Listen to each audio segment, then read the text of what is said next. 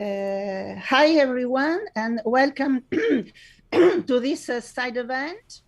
The Green Wave hits Europe, recent cannabis regulation initiative in Europe. This event is sponsored by Forum Droghe, Associazione Luca Coscioni, ICERS, IDPC, Relief Malta, TNI, Transform, and the Washington Office on Latin America. I am Susanna Ronconi by Forum Droghe, and I will coordinate this discussion.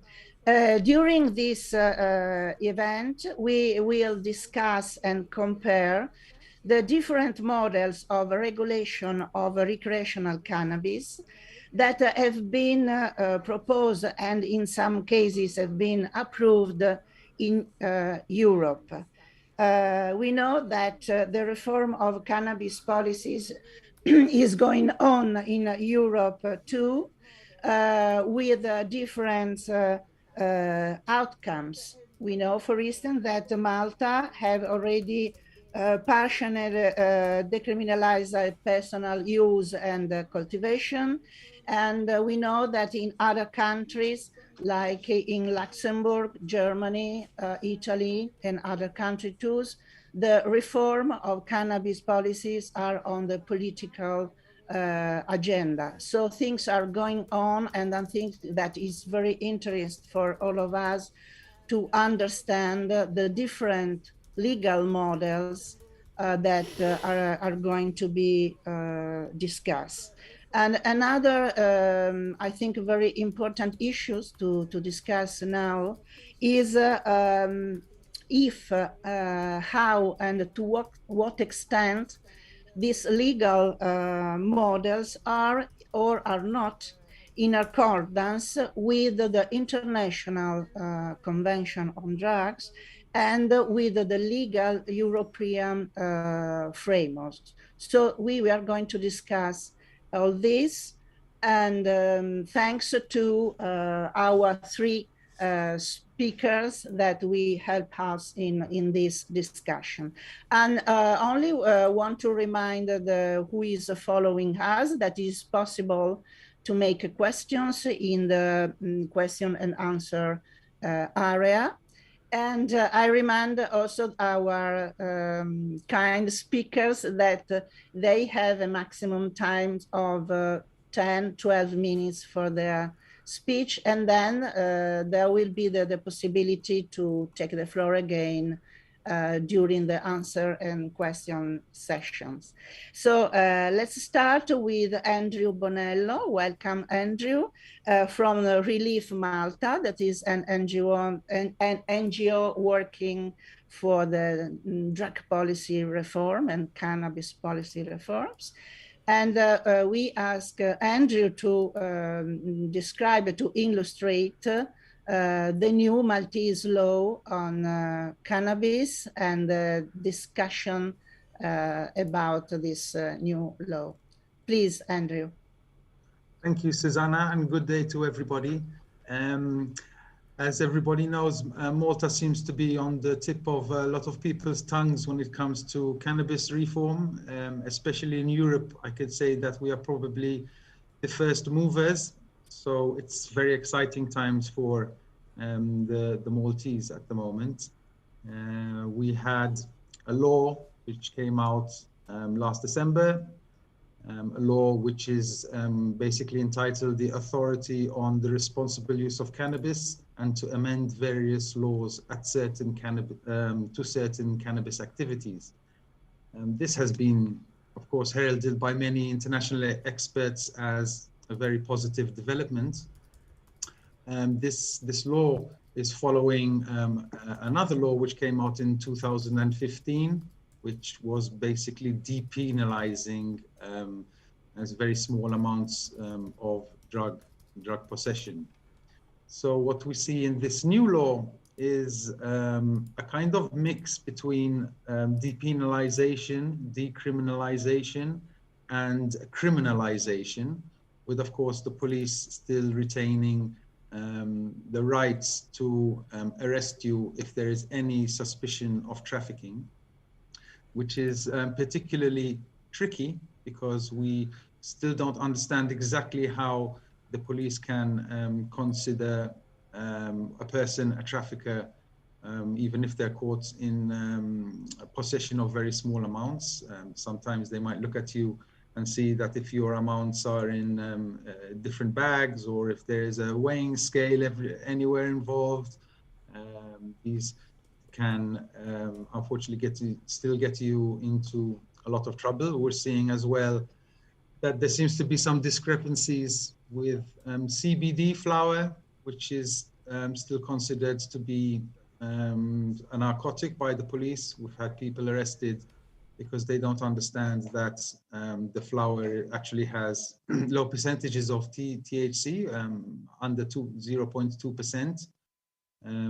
So, you know, sending it off to get tested, and people are still being kept overnight, sometimes strip searched. So, you know, there are a lot of things that need to be ironed out still. Obviously, it's a period of where the law came into effect. And as we see in multiple jurisdictions, there is always a period of uncertainty after these things happen. People are not too sure about how the law is actually working. Sometimes these laws do come out in a lot of legalese language, so not too many people are understanding the fine detail. Unfortunately, our new law still reflects discriminatory practices which continue to inflict harm on cannabis consumers. So we find that there are still some pressing matters that needs to be addressed. Of course, one of them is the continued practice of law enforcement, which still criminalize the act of sharing cannabis. This can get you prosecuted for something known as trafficking by sharing, which unfortunately is still going on today. We're also seeing that in this law there is a lack of social equity approach, which is meant to remedy the wrongdoings of the past. And we find this is very important for any reform, to lay the foundations to be able to build better policies upon. This is something that authorities need to keep in mind, not brush off. And without social equity approach, I think that it will be very difficult to go forward without future problems arising. Of course, also there is the low threshold that one is permitted to possess, both on the person and in the household, because this is still contributing to criminalizing the person and also pushes increased consumption. And of course, the complete ban on the consumption within the associations and other designated places, which unfortunately hinder the role of a communal approach, which is based on harm reduction principles. Yes, we do have associations that will be set up. That was mentioned in the new law. People might think more of cannabis social clubs. So the new law will be addressing how consumers can acquire the cannabis safely without having to go to the black market. And they've done this by designing a way, basically having associations which will be allowed to have up to 500 members, and these members will be able to purchase their cannabis from these associations, but then will have to go home to be able to consume.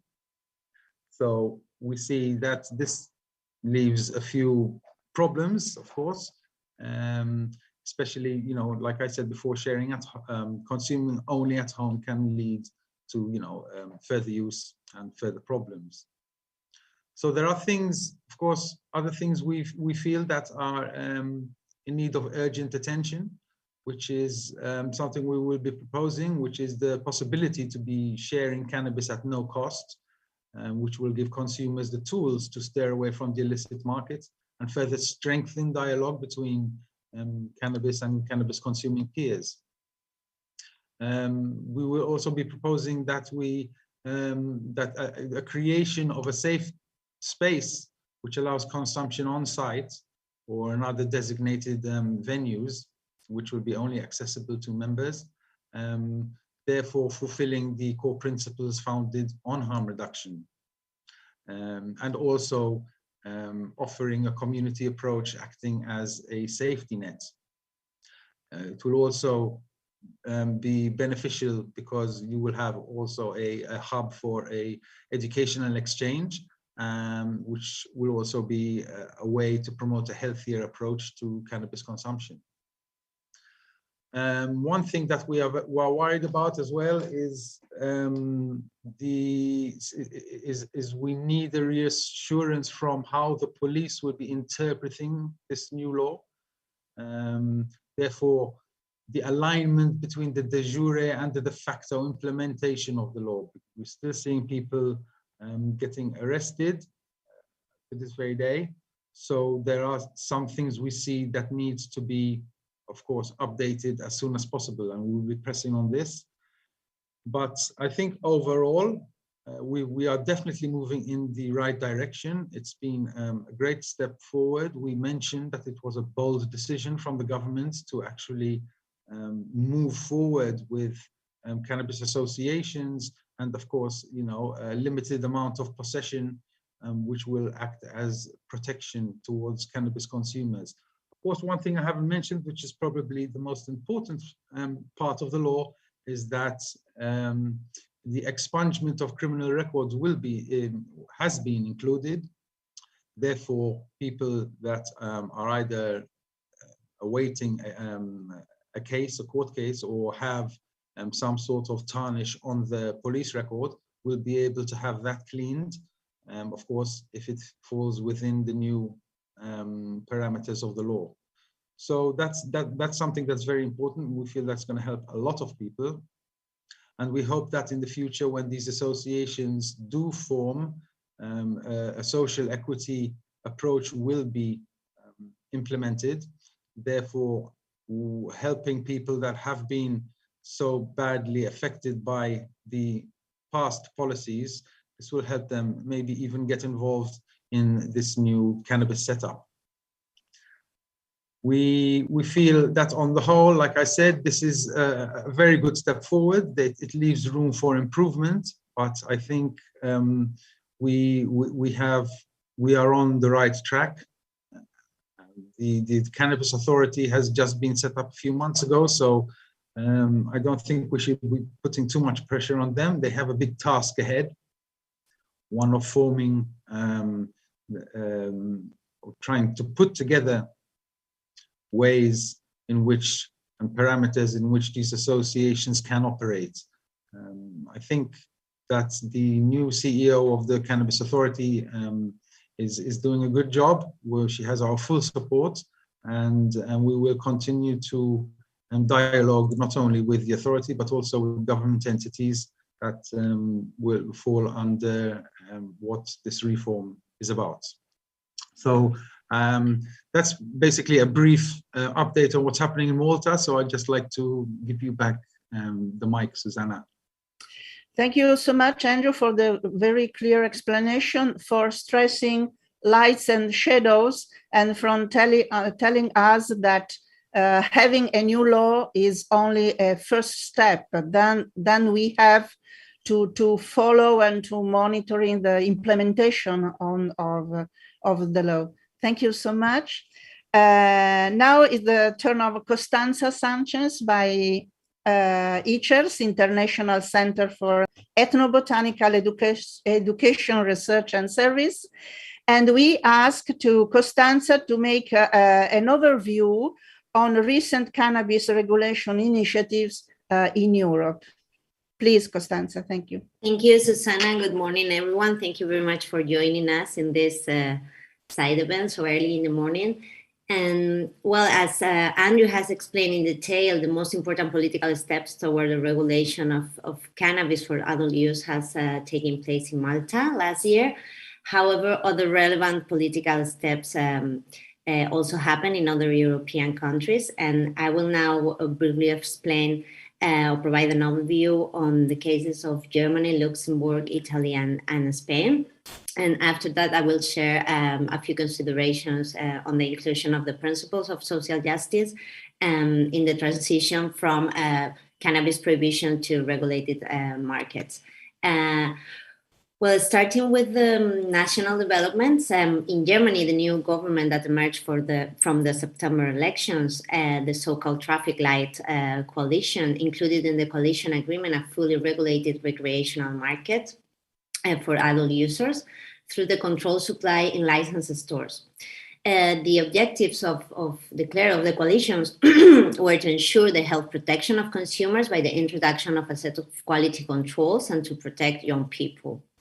It also includes a very interesting point, in my point of view, which is an evaluation plan after 4 years of implementations to make an assessment of the social impact of this policy and to introduce the necessary adjustments once we know the results of this evaluation.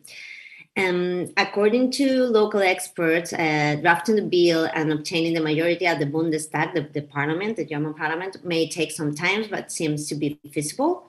But the passing of the law also requires the approval of the Bundesrat, which is the Federal Council, which represents the German states, and this seems more complicated as the Federal Council nowadays is controlled by the Conservatives, the CDU, that has blocked similar plans in the past.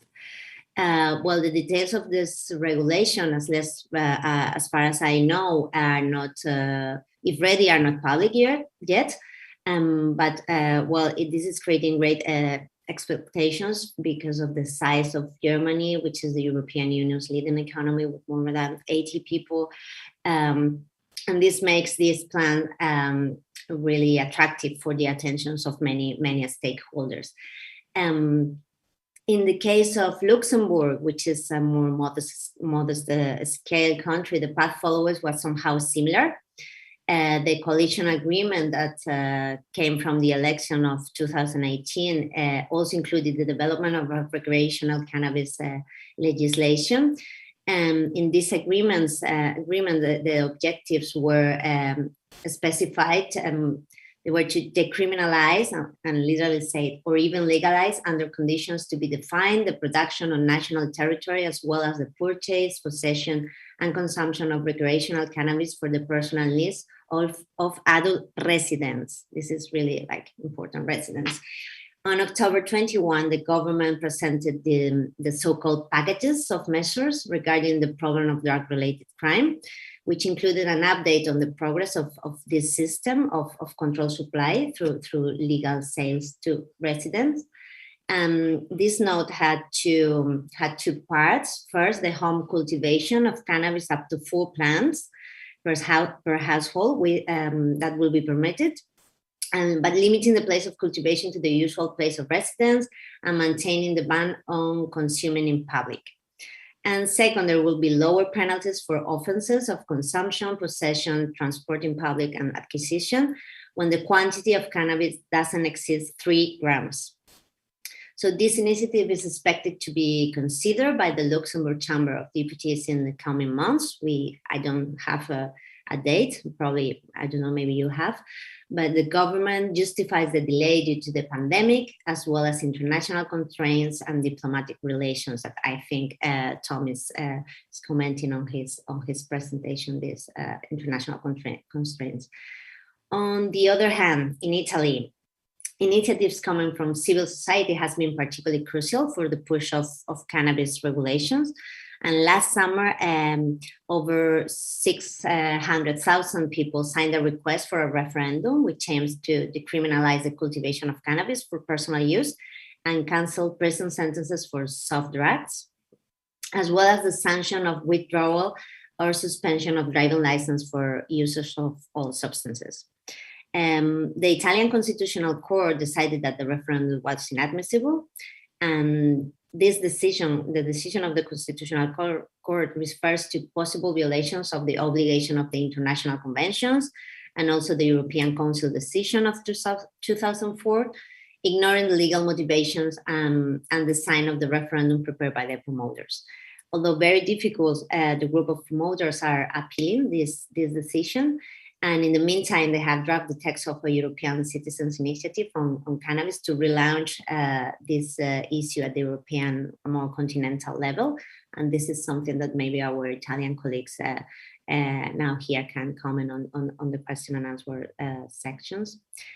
Also, in the Italian Parliament, a popular initiative law for legal regulation of cannabis endorsed by 70,000 people in 2016 was never taken into consideration, as well as several other parliamentary initiatives.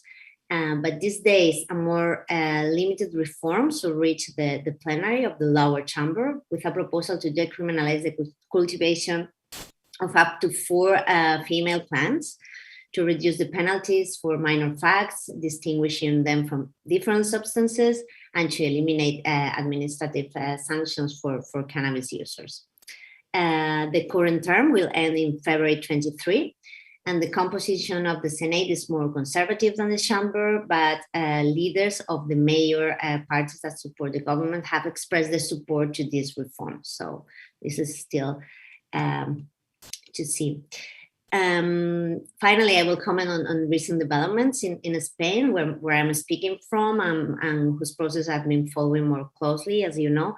And several years ago, here in Spain, we had an intense political activity on cannabis, with the discussion of regional laws regulating cannabis social clubs, which is like the hot topic here in terms of cannabis regulations.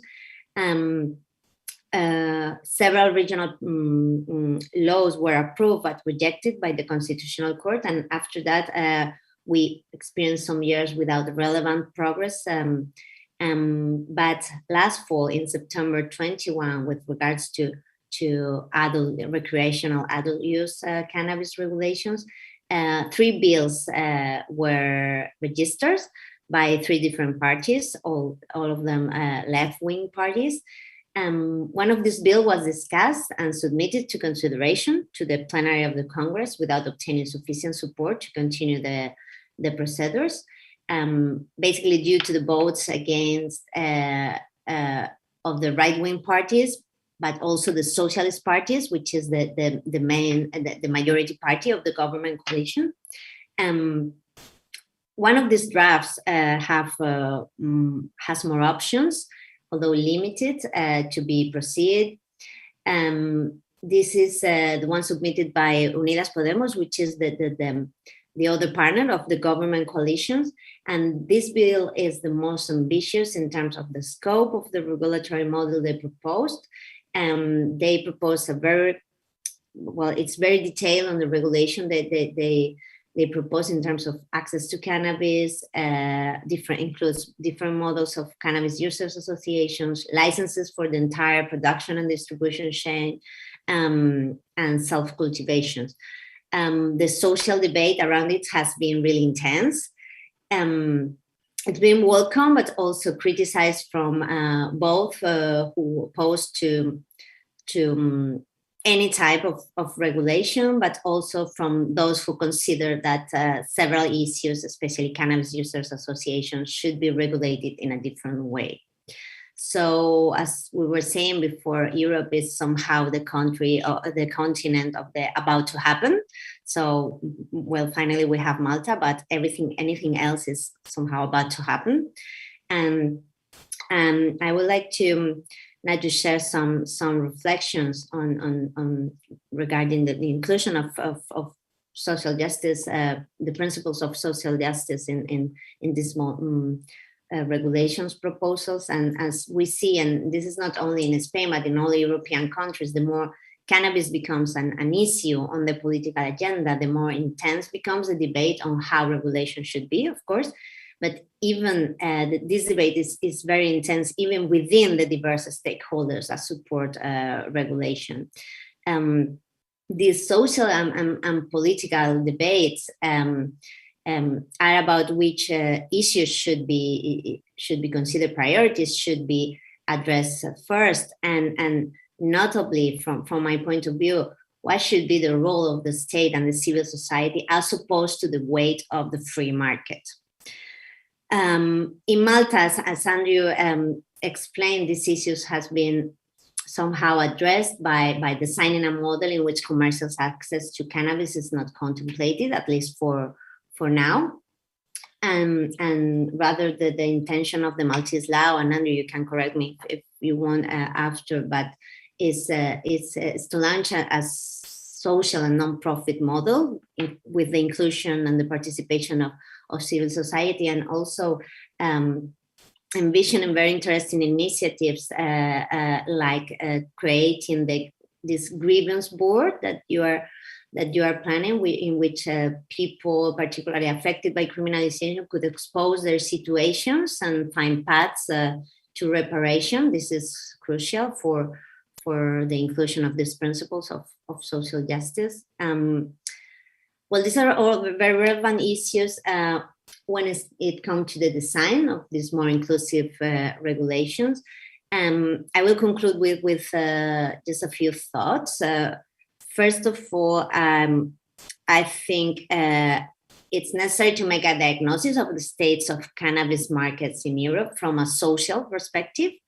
I mean, we need to connect cannabis regulation with the processes of social exclusion and structural inequalities produced by prohibition and suffered by part of the social sectors involved in illicit cannabis cultivation and trade.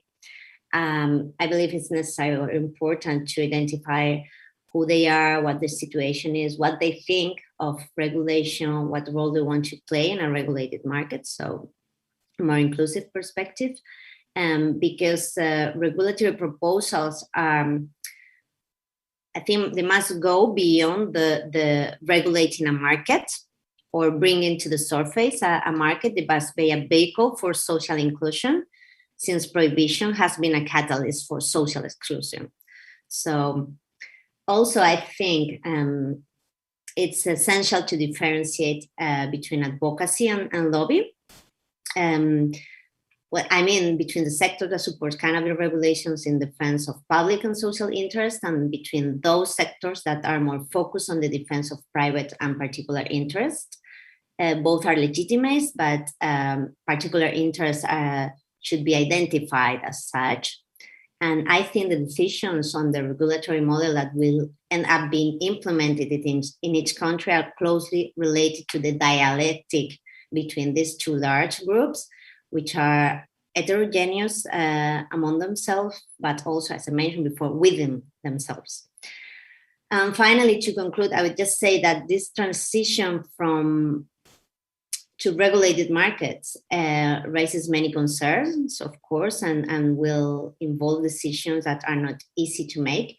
But in my opinion, the most important one is whether we want cannabis regulation to be focused on life, care, users' rights, and social justice for the most vulnerable, or simply to bring a market to the surface. I think that if we are able to build a model as opposed to this prohibition, which has been opaque, imposed, punitive, we are able to build a model of regulation which is transparent, which is participatory and restorative, that would be a real green wave for Europe. So now I'm done. So thank you very much, Susanna. Okay, Costanza, thank you so much for this overview. We see that Europe is going on, but we see also very differences among models. And I thank you for stressing the issues of social equity and justice that, in my opinion, is very important when we discuss the model we adopt. And also the issues of the models of regulating the market I think it's very, very important. So now we ask to Tom and Blickman to clarify the very difficult topics about if and how all these legal model of this law are or are not in accordance with the international framework and also with the specific European legal frameworks. Thanks, Tom.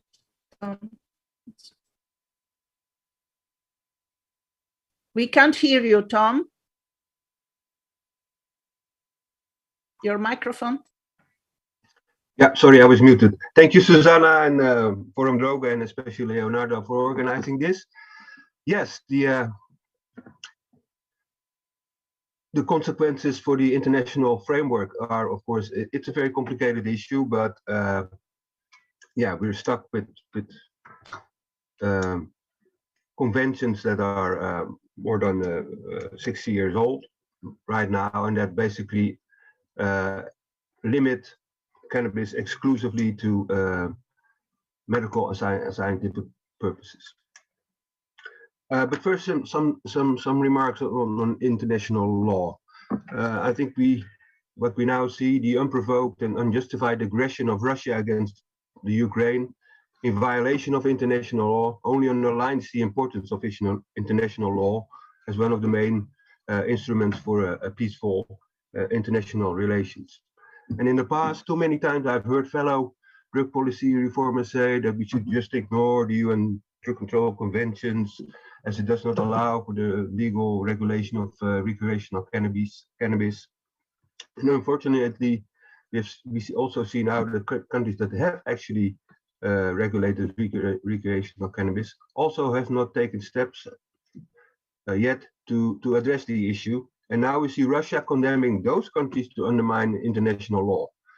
That's deplorable and hypocrite, but we have warned many times that not addressing the issue would make legalizing countries very vulnerable for this accusation. So, and while I agree that the UN drug control treaties are outdated and not fit for purpose, I strongly disagree that ignoring them is the right solution. International law is fragile, but an important construction, and ignoring it, well, that will hurt us all. That's why T&I and with our partners like the Global Drug Policy Observatory and Washington Office on Latin America have repeatedly organized side events here at the CND and have presented our research on how to find a way to implement reform and legally regulate cannabis in compliance with mechanisms, rules, and regulations of international law. We have outlined several options. One of them is amending the conventions. It would be the royal way to do it, but that's under the present conditions with conflicting views at the global level, and that will be a diplomatic nightmare and practically impossible. You can also simply withdraw from the conventions, but that would have serious consequences for the country involved. Being a state party to all the three drug control conventions is a condition for a lot of preferential trade agreements, for instance, or also for accession to the European Union. So there are two more realistic options. One is withdrawing from the 1961 single convention, followed by reaccession with a specific reservation regarding cannabis, which is recognized as a legitimate procedure. This procedure was used by Bolivia regarding the traditional use of coca leaves and was accepted.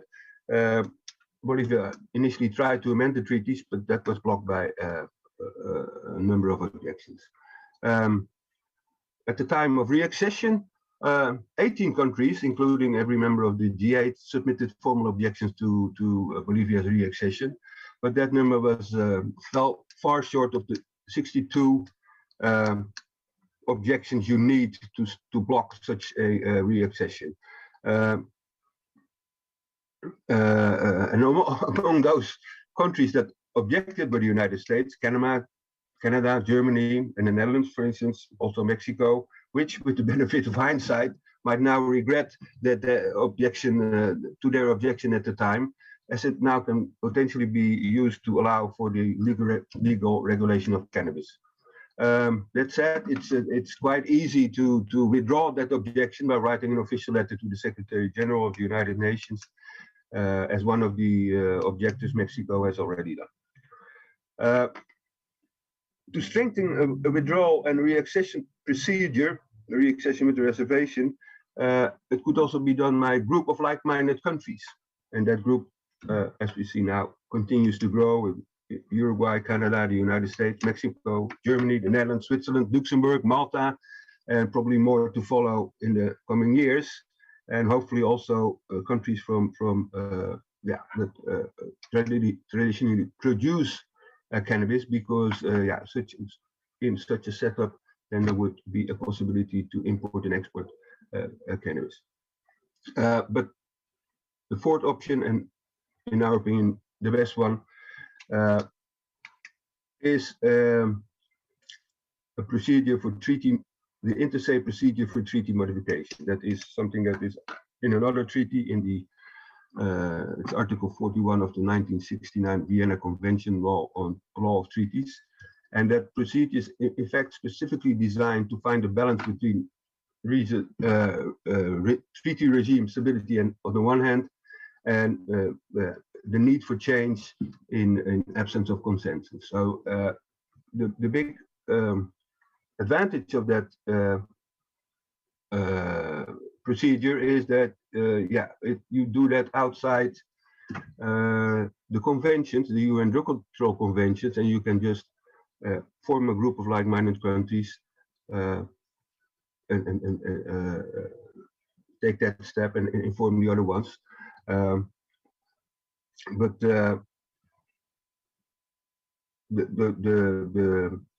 what you do only is valid between the countries that are part of that like-minded group. So you have to maintain your obligations to the other parties of in the convention of which you still are a part.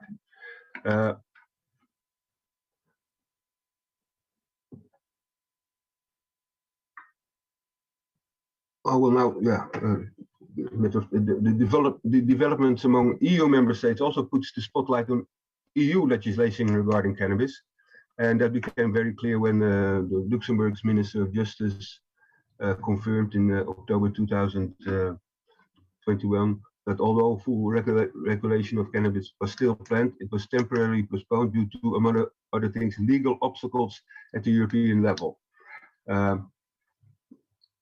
And that biggest obstacle is the framework decision 2004/757/GHA, laying down minimum provisions on the constituent elements of criminal acts and penalties in the field of illicit drug trafficking, which stipulates in Article 2.1, paragraph 1, that each member shall take the necessary measures to ensure that cultivation of opium poppy, coca bush, or the cannabis plants, and a number of other intentional acts such as selling and possessing, should be punishable when committed without right, as they say.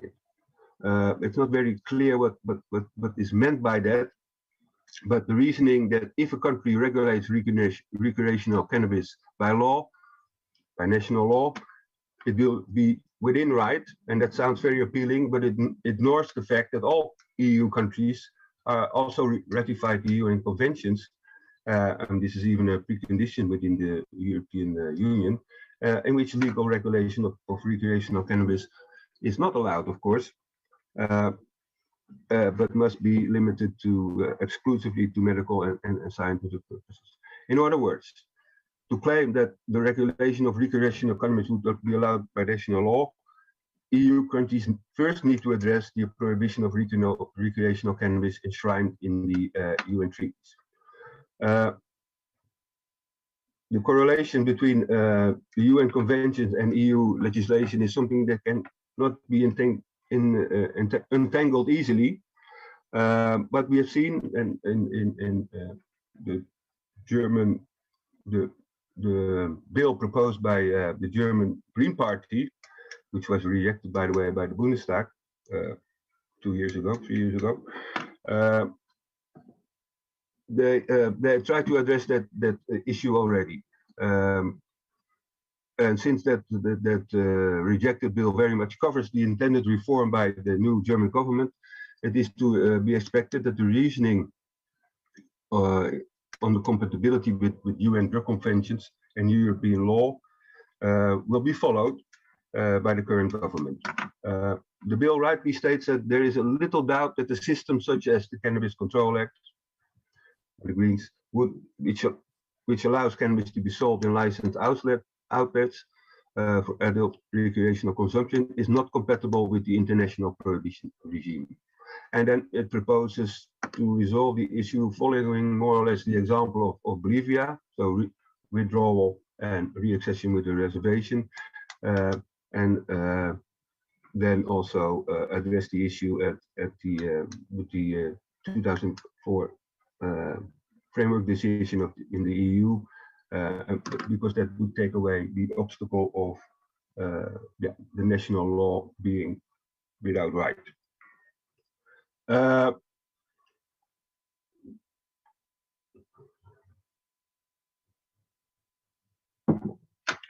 An important difference between the UN drug control conventions and EU legislation is that formal complaints, procedures, and sanction mechanism have a much stronger basis under EU law.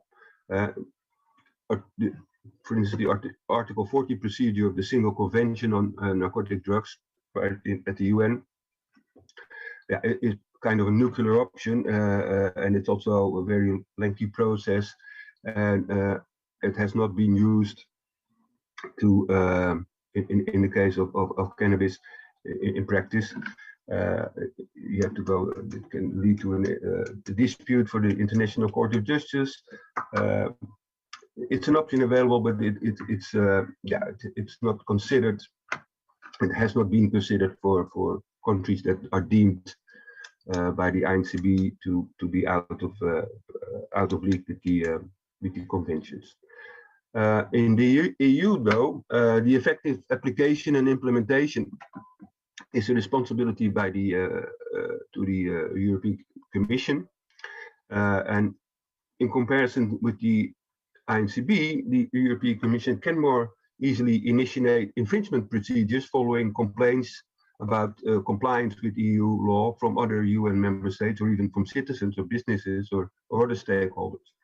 Such complaints can also more easily lead to a dispute procedure at the Luxembourg Court of Justice of the European Union, and ultimately to the possibility of economic sanctions or fines to force member states to comply with EU law. We see that happening in other areas, for instance, in Poland and the rule of law issue. So there's a very, much more easy way to impose sanctions on countries that do not comply with EU law. That said, the European Commission never initiated an infringement procedure against the Netherlands for its coffee shop system, but you can doubt if that falls within the European framework.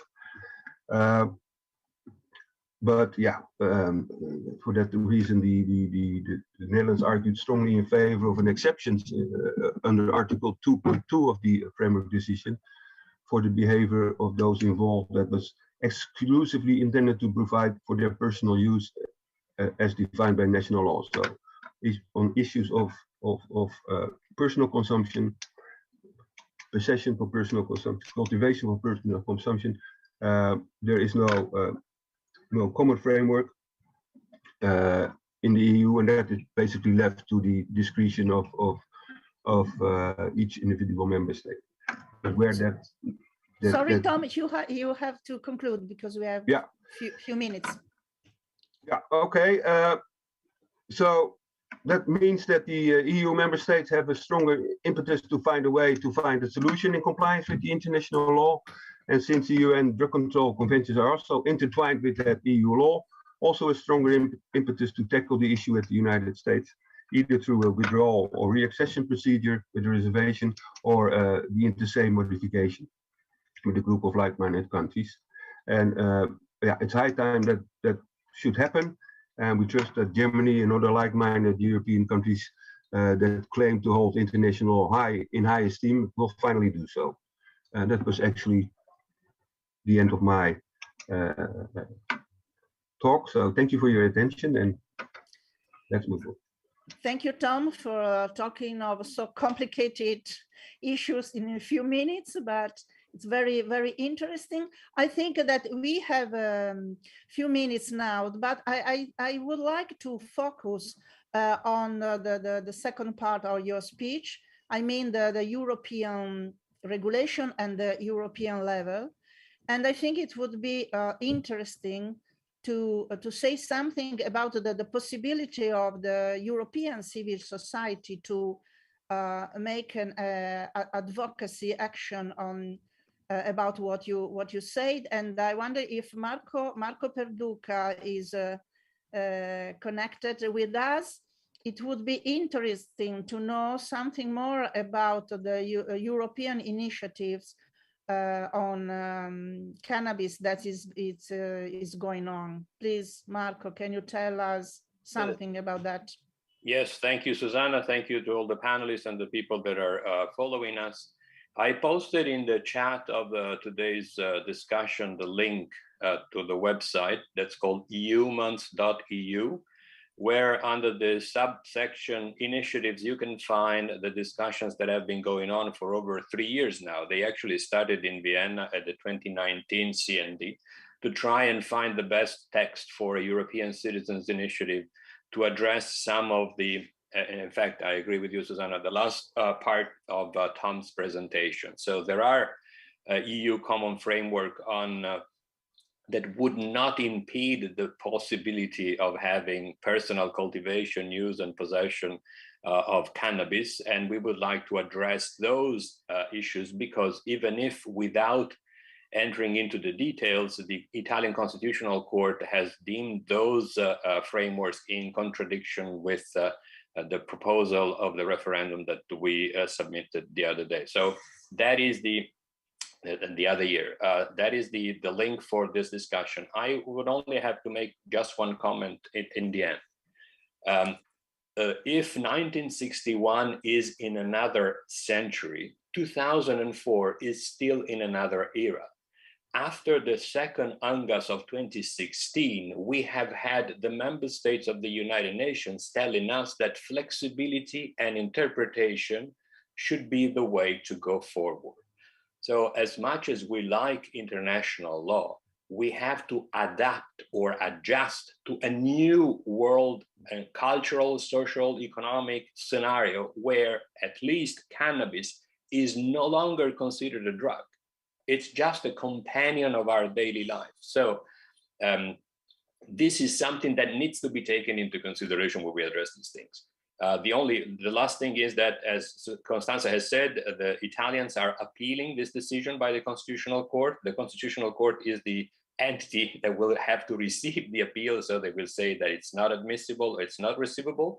After that, we are now starting to see if before the Strasbourg court there could be any appeal to be made there. If not, we will lose all possible avenues within the UN system, certainly not to question the 3 UN conventions, but how laws can be changed, not necessarily by parliament and government, but also civil society in the country in which there are mechanisms recognized by the constitution to do so, because it's impossible to have a total prohibition also of reform because of something that was drafted 60 years ago.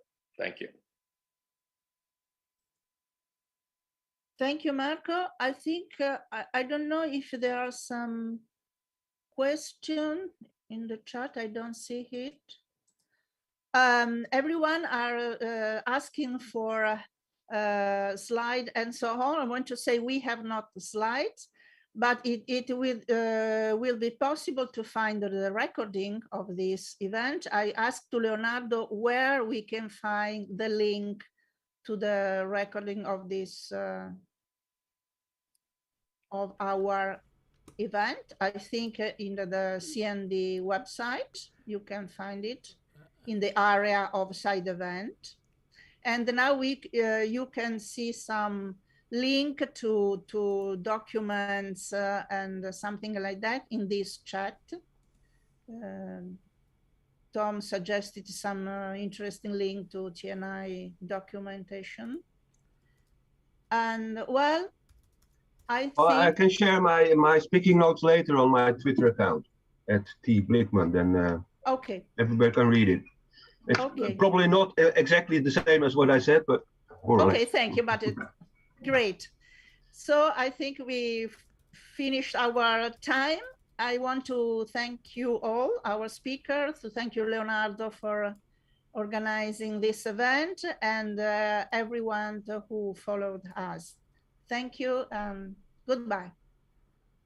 Thank you. Bye-bye.